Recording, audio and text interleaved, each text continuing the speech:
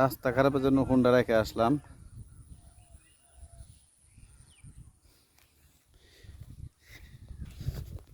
রাস্তা এত খারাপ যার কারণে গাড়ি রেখে আসতে হচ্ছে। আসলে অনেক দিন পর এরকম এত খারাপ রাস্তা দেখলাম। এই রাস্তা দিয়ে আপনি হুন্ডাটা নেবেন কীভাবে, তাও আবার লাল মাটি। অর্ধেক কষ্ট মষ্ট করে আসছি। ওই যে দেখেন হুন্ডা কোথায় রেখে আসছি, দেখতে পাচ্ছেন কিনা জানি না। অনেকে বলতে পারেন এই সাইডটা আসা যায়, কিন্তু সাইডটা আসা যায় ঠিক আছে, কিন্তু আপনার এই আবার কিছু কিছু জায়গায় ঝামেলা, যেদিকে ঝামেলা ওদিকে ঝামেলা। গাড়িটা বড় গাড়ি তো, ছোটো গাড়ি হলে সম্ভব ছিল, কিন্তু বড় গাড়ি সেজন্য কাটা খুব মুশকিল। এই যে দেখেন বৃষ্টির রাস্তা কাটে। এই যে এখানে হুন্ডাটা নেবেন কীভাবে, এত পচা রাস্তা, সর্বনাশ। এত পচা রাস্তা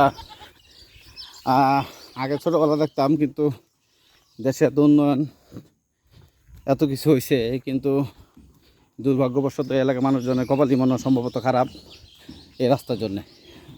ঠিক আছে, ভাবতে খুব খারাপ লাগতেছে। রাস্তা আসলে এদিক দিয়ে যাতায়াত করে কীভাবে মানুষজন।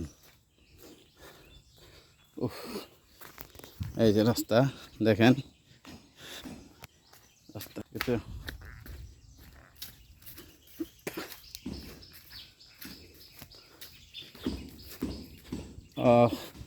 আপনি কীভাবে গাড়িটা নিয়ে যাবেন।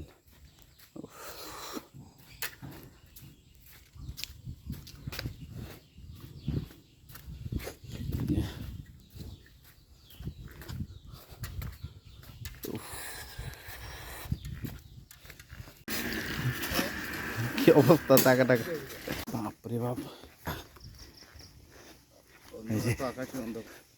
পরিবেশ, এই যে বাঁশঝাড় দিয়ে দিক দিয়ে বামে রাস্তা, দিক দিয়ে মানুষ কেমনি চলাচল করে দিনের বেলা, ভুতুরে ভুতুরে রাস্তা, ভুতুরে রাস্তা।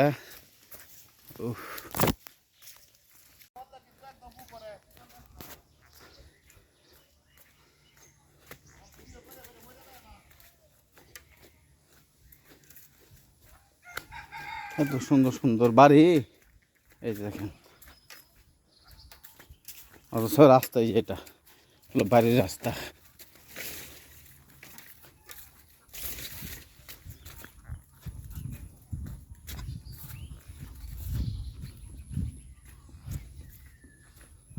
আমরা আসলে অনেক দূর চলে আসলাম। আসলে এটা ত্রিশাল থানা,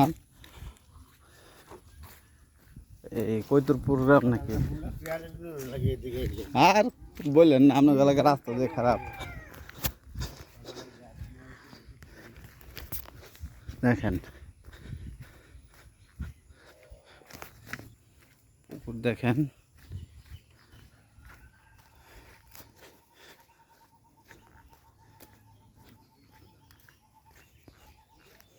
আমরা ত্রিশাল থানায় কৈতুরপুর গ্রামে আসলাম।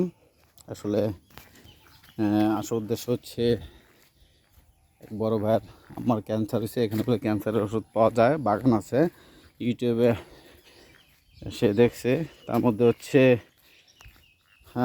সাতক্ষীরাও আছে, এই নামটা হচ্ছে ক্যারাসল না কি জানি পাতা, এটা বিক্রি করে।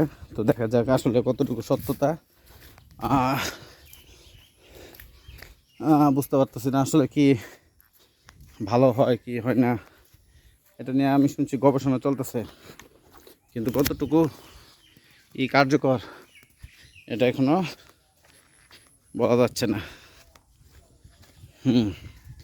এই যে পুরা লাল মাটি, ঠিক আছে।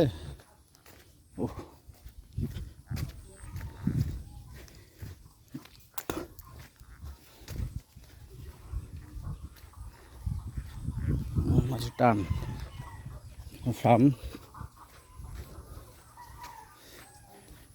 from